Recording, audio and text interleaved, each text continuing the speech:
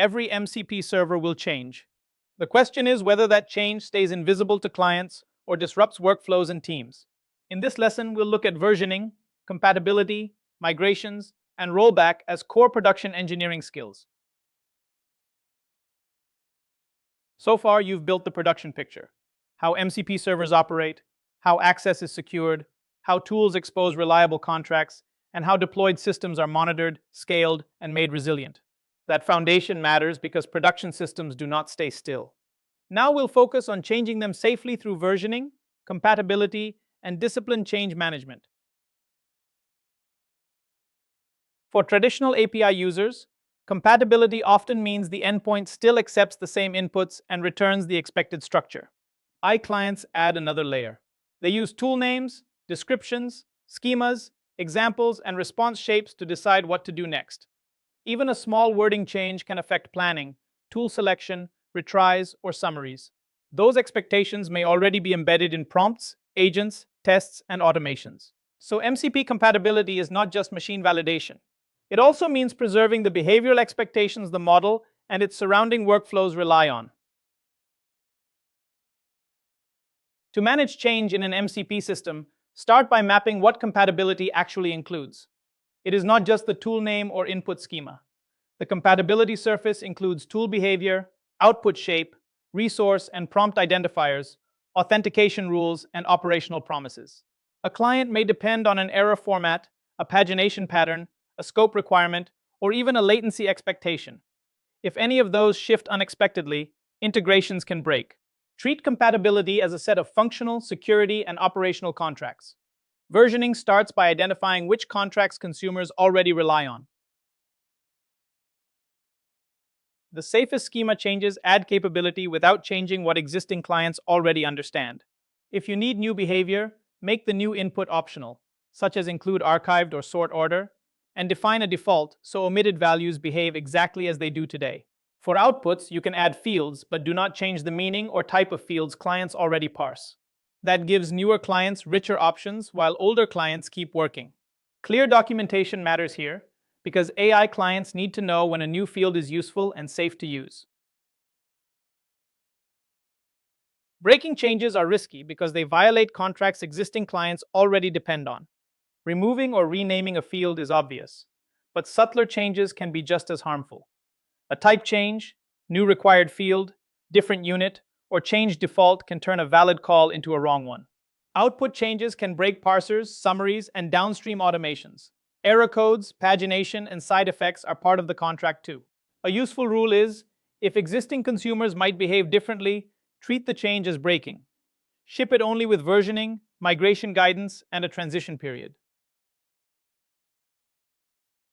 Deprecation should feel like a managed lifecycle, not a surprise. First, announce what is changing and mark the old field, tool, or behavior as deprecated. Then support both paths for a defined period, using defaults to keep legacy clients working.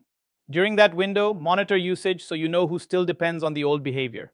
As the deadline approaches, increase warnings and provide clear replacement guidance in docs, metadata, and change logs. Only remove or enforce the change after the compatibility window and milestones have been communicated. Enum values and structured outputs may look small, but they often become contracts. If a client expects only success, failure, or pending, a new value like partially completed can break parsing, routing, or downstream automation. Safer clients treat enums as expandable. They include an unknown fallback and make conservative decisions when they see something new. The same idea applies to output shape. Keep field names, types, nesting, and meaning stable whenever possible. If workflows parse JSON, do not replace it with prose. Add fields carefully, document changes, and preserve machine-readable structure. Versioning is a contract management choice. If changes are frequent and clients vary, explicit tool names like search customers unzers v1 make behavior easy to pin down, but the catalog can become noisy. Server-level versioning works when many tools move together in coordinated releases like an API platform. Capability metadata is more flexible. Clients ask what features exist instead of guessing from a name. Compatibility layers protect older clients while the backend evolves. The best choice depends on risk. The more fragile the client ecosystem, the more you should favor discoverability, gradual migration, and safe rollback over elegance. Use version tool names when a change creates a genuinely new contract.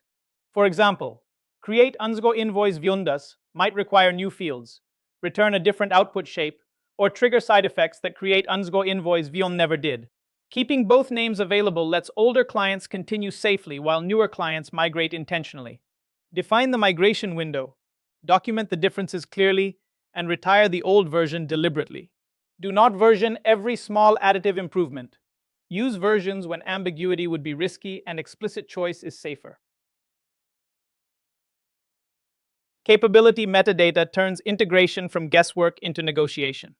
When a client connects, the server should advertise what it can actually do: supported features, limits, schema versions, optional behaviors, and deprecation status. The client can then choose the safest compatible behavior, such as using cursor pagination only when supports cursor pagination is true, or handling an older schema version gracefully. This is more reliable than documentation alone because it is machine readable at runtime. Treat metadata like an API contract. Keep it stable, version it carefully, and cover it in regression tests.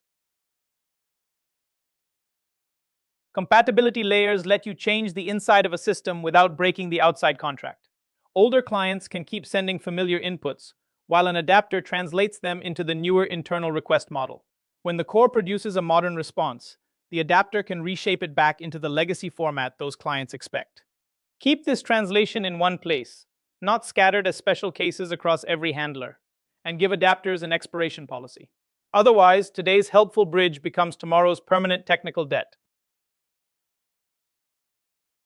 Release management makes MCP change safe and predictable. Start with release notes that separate additive features from deprecations, breaking contract changes, and operational updates. Then enforce automated gates, schema compatibility, tool behavior, authentication paths, and output regression tests should all pass before production. Treat permission changes, new side effects, or altered data access as high risk, and require extra review or staged rollout. Plan rollback before deployment begins. Know what version to restore, what data changes must be reversed, and who communicates status. A release is ready only when recovery is ready too. A good rollout is controlled, not big bang. Start with internal users, test tenants, or 1% of traffic, then expand only when the signals stay healthy. Focus on signals users feel: tool call success, validation failures, P95 latency, retries, authentication errors, and unexpected client behavior. Canary analysis compares the new version against the baseline using predefined thresholds. If the canary passes, increase exposure. If reliability, compatibility, or security degrades, stop and roll back before the issue reaches everyone. The main idea is simple. MCP systems earn trust by changing safely. Prefer additive schema changes, stable outputs, sensible defaults, and clear deprecation paths. Choose versioning strategies deliberately, then support every release with changelogs, regression tests, staged rollout, canary metrics, and rollback plans. Next, we'll connect these habits to governance, compliance, incident response, and production readiness.